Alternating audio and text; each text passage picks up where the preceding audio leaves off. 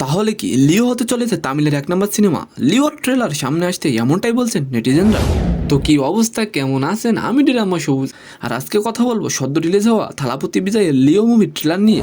South film ইন্ডাস্ট্রিতে রজনীকান্তের পরপরই সফল নায়ক হলেন থালাপতি বিজয়। থালাপতি বিজয়ের নতুন মুভি লিও নিয়ে অনেক বিজয় ভক্ত অপেক্ষায় ছিলেন, আর এবার অপেক্ষার অবসান ঘটল। বৃহস্পতিবার প্রকাশ্য হলো বিজয়ের নতুন মুভি লিও ছবির ট্রেলার। ছবিটি কবে মুক্তি পাবে সেটা একটু পরেই বলছি, আগে বলি লিও ছবির মূল কাহিনী কি হতে যাচ্ছে। ট্রেলারে প্রথমেই দেখা যায় একজন সিরিয়াল কিলার যে রাস্তার মাঝখানে এসে পাগলের মতো মানুষের উপর গুলি করে, আর অনেক মানুষ মারা যায় এই ঘটনায়। আর ওই সিরিয়াল কিলার সকলকে মারছিল, তখন একজন পুলিশ অফিসার সিংহের মতো আসে এবং ওই সিরিয়াল কিলারকে গুলি করে।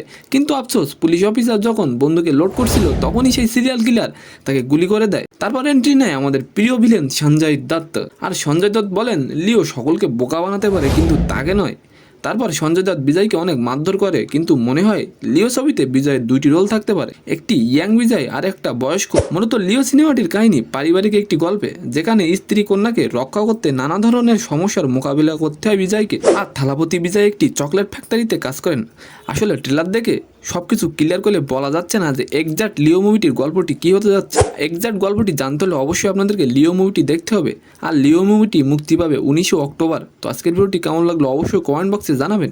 আর ভিডিওটি যদি ভালো লেগে থাকে অবশ্যই একটি লাইক দিয়ে আমাদের চ্যানেলটিকে সাবস্ক্রাইব করে দিবেন।